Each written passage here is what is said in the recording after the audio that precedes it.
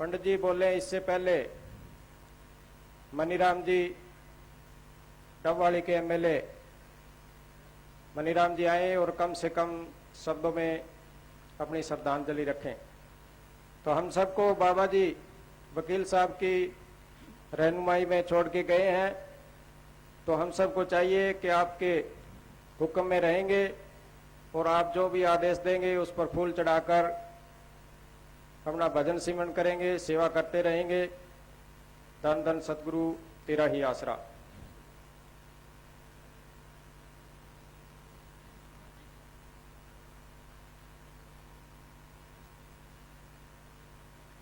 धन धन सतगुरु तेरा ही आसरा। आज जो भारत के कोने कोने से साध संगत इस शोक सभा में उस परम संत मंदिर साहब को जो श्रद्धांजलि देने के लिए इकट्ठे हुए हैं, हमें भी हुक्म हुआ है हम भी मतलब उनके प्रति श्रद्धांजलि दें।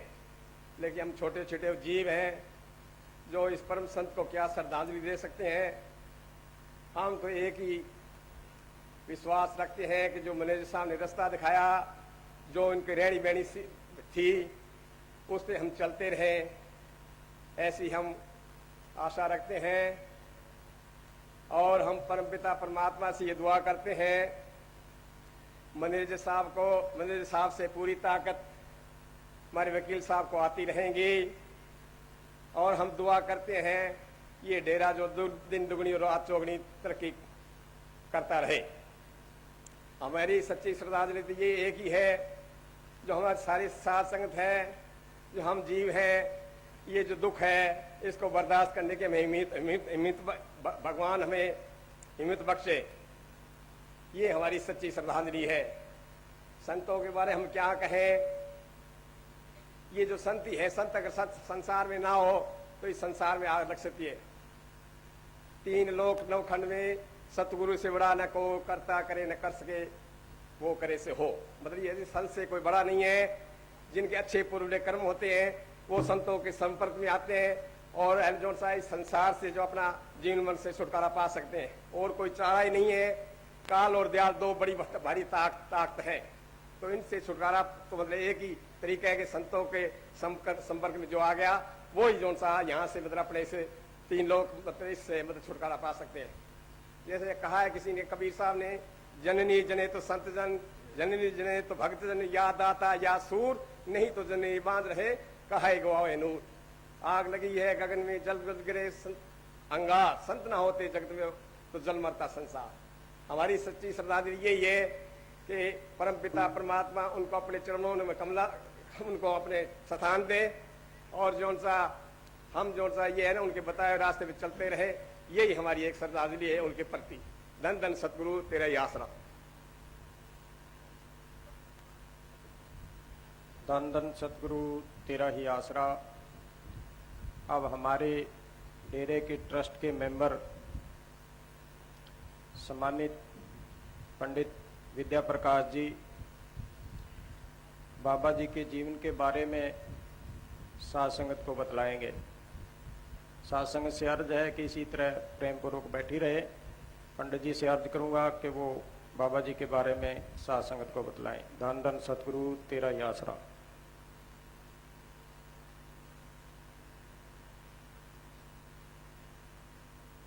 धन धन सतगुरु तेरा ही आसरा।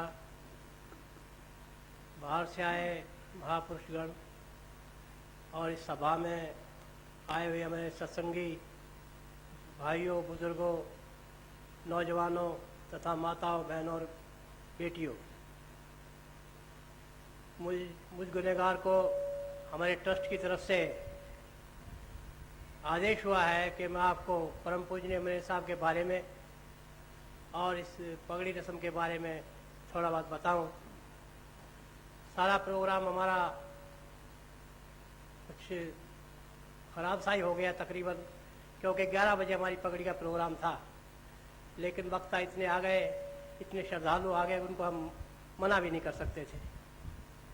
तो मैं आपको अभी बताता हूँ, अर्ज करता हूँ कि हमारे परम पूजनीय परम संत मनेर साहब जी 31 जुलाई 1998 को 4:15 बजे इस जिस्मानी चोले को छोड़कर ज्योति जो समा गए,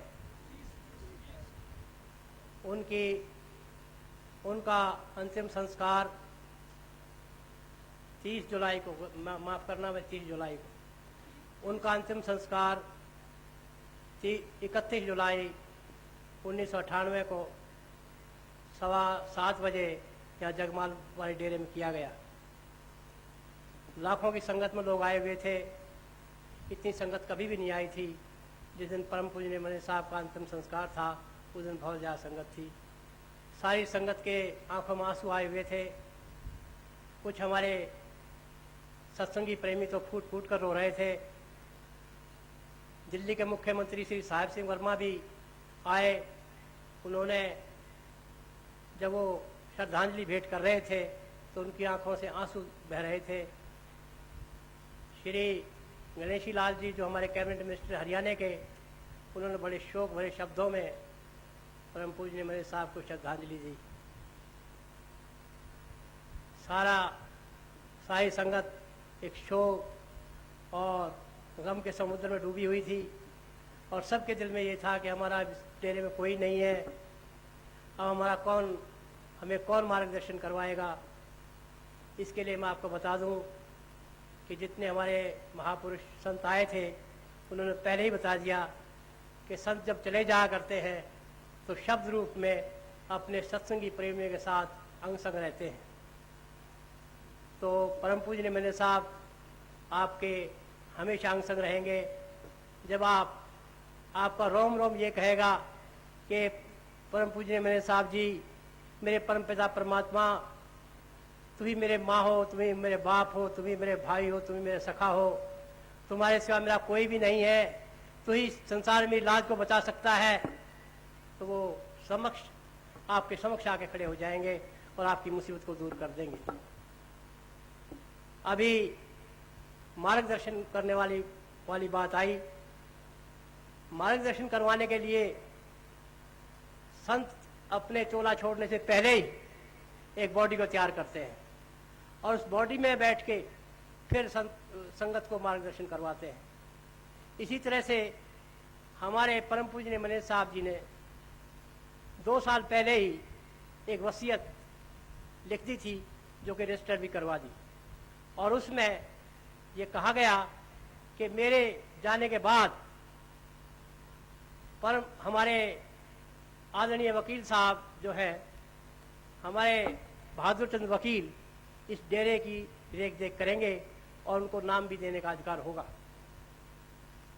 इसके बारे में यही है कि जो साउंडशाही ताकत, जो मस्तानी मौज पहले मस्तान जी में काम करती थी, फिर उसने परम पूजनीय मनी साहब जी में काम किया, अब वो मस्तानी मौज, वो साउंडशाही ताकत अब परम आदरणीय वकील साहब में काम करेगी।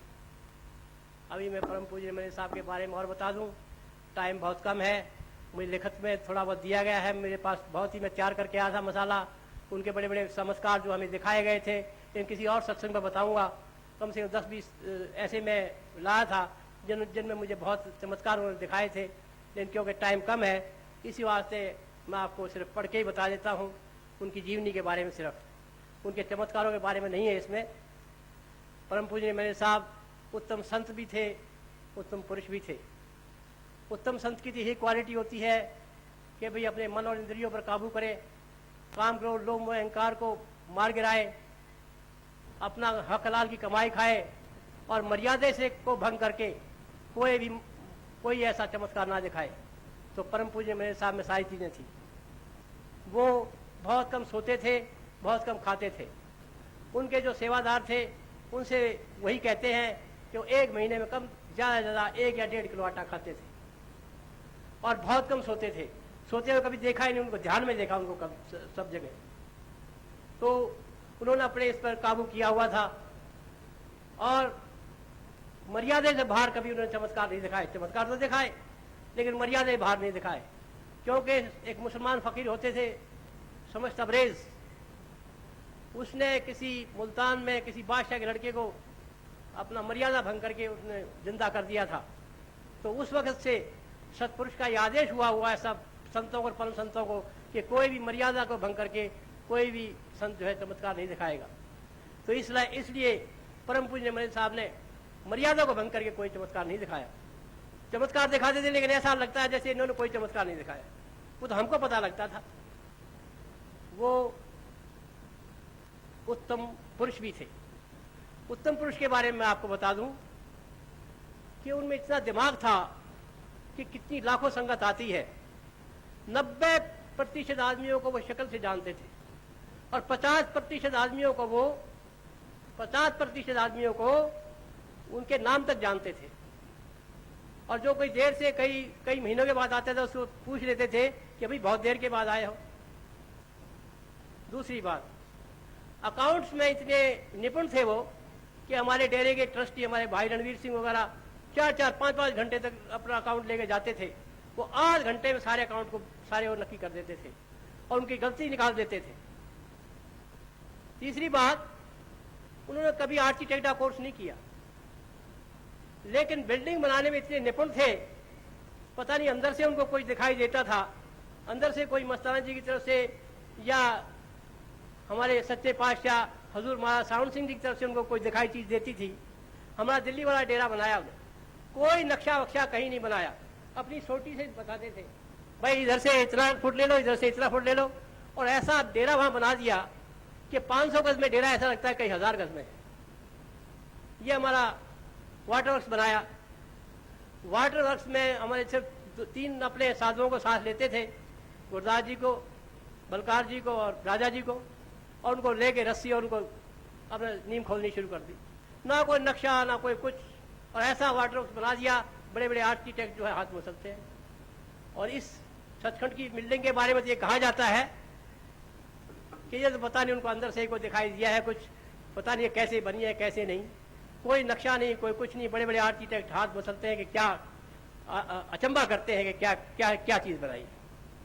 अभी मैं ज्यादा ना कहते हुए बहुत चमत्कार उन्होंने दिखाए थे, वो बताना चाहता था किसी और सत्संग में बताऊंगा, अब मैं उनकी जीवनी पढ़ता हूँ।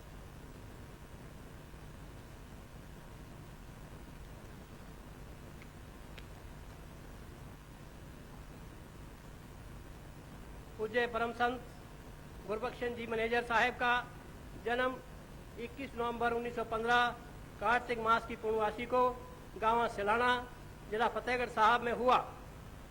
उनके पिताजी का नाम सरदार चंदन सिंह था तथा माताजी का नाम श्रीमती हरनाम कौर था। उनके माता पिता आध्यात्मिक प्रवृत्ति के थे तथा उन्होंने हजूर महाराज सावन सिंह जी से नामदान की दीक्षा ली थी।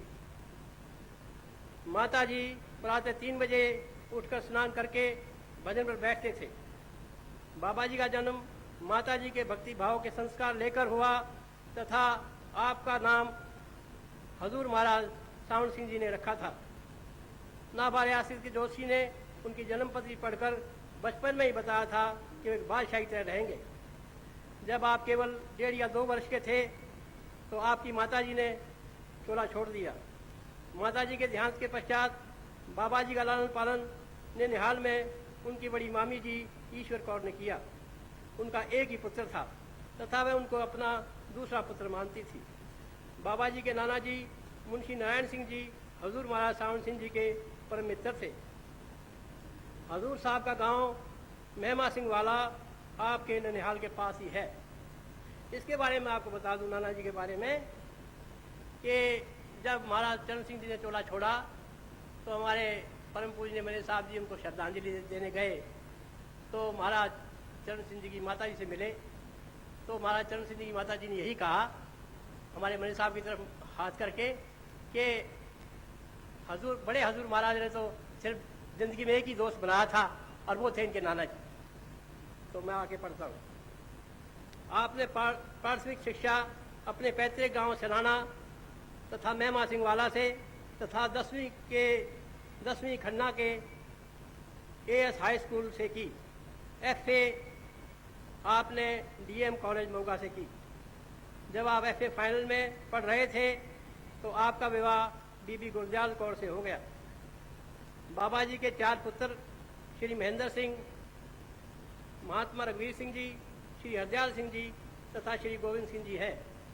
इसके बारे में मैं एक और बात बता दूं कि हमारे परम पूज्य मने साहब जी के 4 साहिबजादे हैं, उनकी शक्ल परम पूज्य मने साहब से मिलती है। मैं आपसे प्रार्थना करता हूं कि उनके अंदर परम पूज्य मने साहब की परछाई झलकती है, एक अक्स उनका झलकता है उनके अंदर। जितना भी परिवार है परम पूज्य मने साहब का, उसके छोटे बच्चे से लेकर बड़े बच्चे तक हमें उनके प्रति इतनी श्रद्धा और प्रेम होना चाहिए जितना कि मैं परम पूजनीय मने साहब से था। आगे बढ़ता हूँ। उल्लेखनीय है कि बाबा जी को हजूर महाराज सावन सिंह जी ने 13 वर्ष की आयु में ही नामदान दे दिया था। आपको जनवरी 1939 में नाबा रियासत के जंगलात विभाग में बड़े दरोगा की नौकरी मिल गई थी। शीघ्र ही आपको मेहनत व ईमानदारी के कारण आपको तरक्की देकर फॉरेस्टर की नौकरी दे दी गई। बाद में आपने दिल्ली क्लॉथ मिल के सेल्स डिपार्टमेंट में मैनेजर के पद पर कार्य किया। 18 फरवरी 1966 को मस्ताना साहब बलूचिस्तानी आश्रम जगमालवाड़ी की नींव रखी गई। इसी आश्रम से बाबा जी ने मालिक के हुक्म से संत मत का खुला प्रचार शुरू किया तथा अधिकारी जीवों को नामदान बख्शकर अंदर वाले जिंदाराम की भक्ति में लगाया। जिंदाराम के उपदेश का सत्संग के द्वारा प्रचार किया। बाबा जी की सच्ची शिक्षा पर शिक्षा का सार यह है कि वह सच्ची ताकत, वह सच्चा गुरु शब्द गुरु ही है जो कि सबके अंदर जर्रे जर्रे में व्यापक है और नज़दीक से नज़दीक हर मनुष्य के अपने अंदर है। प्रत्येक व्यक्ति को चाहिए कि वह इस सच्ची ताकत को अपने अंदर प्रकट करने का प्रयत्न करे। यह काम किसी मालिक के बख्शे हुए रूहानी फकीर के चिताए बिना संभव नहीं है। जो जीव इस शब्द गुरु या जिंदाराम के भजन सिमरन करके कर लेते हैं तो वे उसकी मृत्यु के समय काम आते हैं, मौके पर संभाल करते हैं।